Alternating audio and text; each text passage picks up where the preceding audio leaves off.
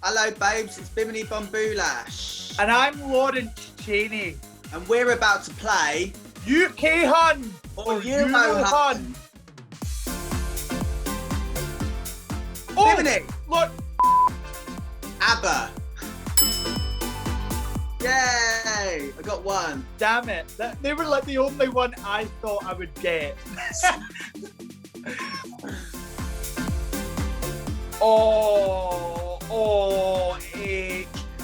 Someone that Thanos is destroying an Infinity War Avengers film. No, that's just what it looks like. I don't know. Oh my, yeah. Sophie Ellis-Bextor. I was going to say Elizabeth Hurley. Yeah. Not a clue. I don't know. Oh my God! You know that? I do know Gina G. Do you know there's a drag queen called Gina G? Iconic. God, I'm bad at this. I think this is a recent one. This is a new one. I know. I mean, I don't know. She should have won, but she didn't. Fuego. Fuego.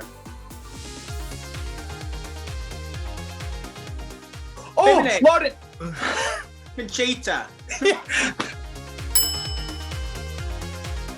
Drag icon. Yeah. Excellent. Conchita actually messages me as well. She's a sweetheart. Yeah.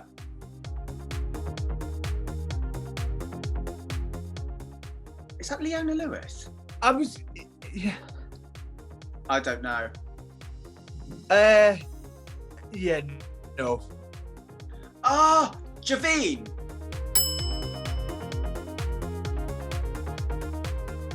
Yeah, Javine. How are you? You're so good at this. Oh my God. I quit. No. Oh my goodness. I know this. It's so camp. Oh, but I forgot the name. Because someone has put this performance to UK Hun on TikTok. What the? I've forgotten about Madonna. Yeah, that's Steps. Yeah.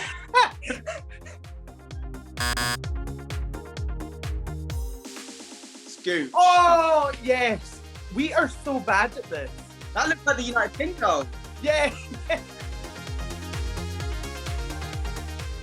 Oh, it's Nessa and Euro Hun.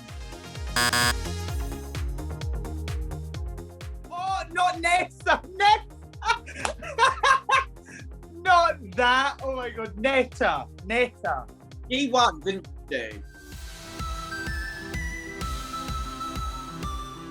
Katie Bimini. Oh, it's not. I thought Katie Price, but it's not. Do you know, I don't have a clue. Jay. She didn't win, did she? Or did she? Bimini!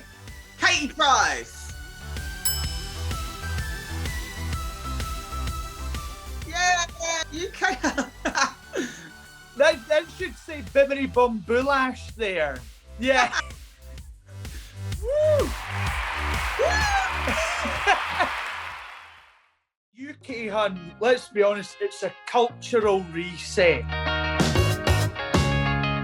So to see that we charted with the song that we performed in the challenge, it was just crazy because we didn't expect it. And like when you're part of the show, it's just go, go, go. So you don't really have time to kind of breathe and think about maybe the impact it's going to have. So the fact that it did chart, it's just been phenomenal. And also just seeing and hearing the lyrics that we wrote and kind of talking about gender bender being played on the radio, it's just amazing to hear. Right now, I can't go anywhere without people in Tesco's asking me to do a Highland jig for them. And I'm not wearing any appropriate clothing to do a Highland jig in it. This is now part of our lives, our legacy is this song. And how crazy, catchy and camp it is. It's Bing Bang Bong, Sing Sang Song. You know, it's a perfect song, a perfect anthem for right now, because right now we need that kind of little bit of a laugh, the nudge, nudge, wink, wink right now, because, you know, the whole world is topsy-turvy and we're giving you that kind of camp ridiculousness you need.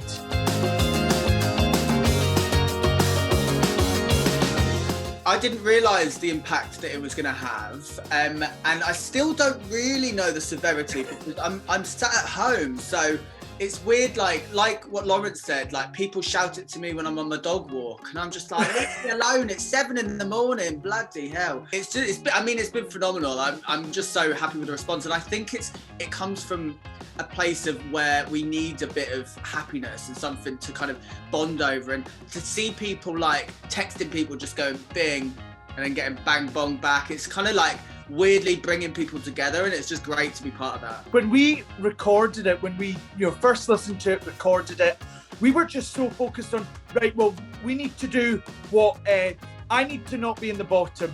You know, we were all focusing on, right, we need to just get through this, let's try and do our best, let's do this. So you never think, in 6 months' time, this will be in the charts. You know, that's never what we went into thinking. And I think when it's your own work, we often put down our own work by going, oh, it's that wee song I've done. Oh, it's that the bing, the bang, and the bong. But, you know, it's such a huge impact now, which it's just beautiful to see. I never thought I'd be a singer-songwriter, and now I'm feeling my Lady Gaga fantasy.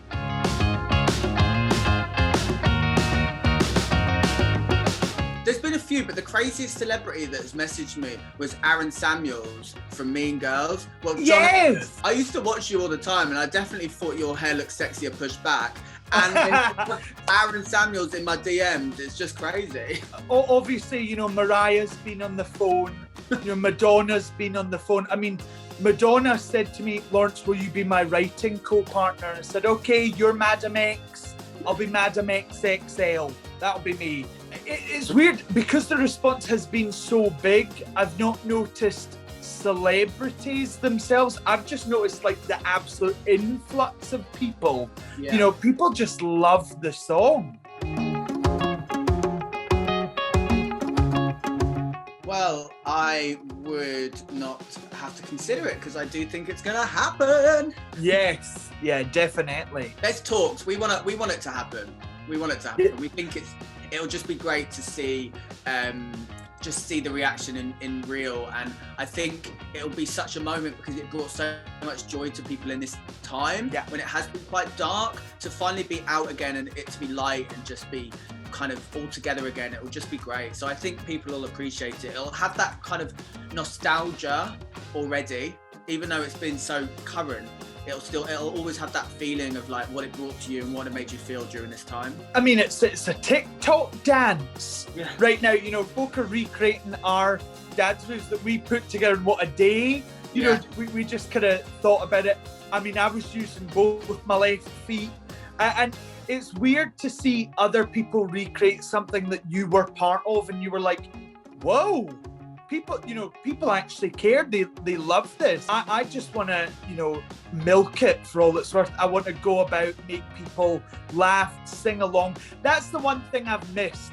When Break Up Bye Bye came out, the song from Series 1 of Drag Race UK, everyone sang along to it, and everyone, that joy everyone felt, the screaming, the cheering, and the singing along. I want to feel that and hear it when we're allowed to go back to normal.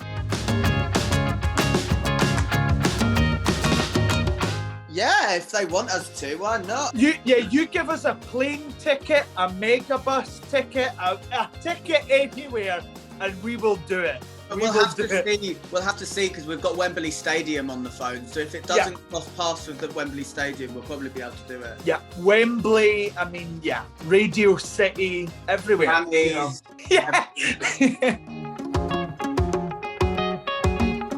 Little collab between the Frock Destroyers and the United Kingdolls would be camp. I'm up for that as long as it's not a dance off.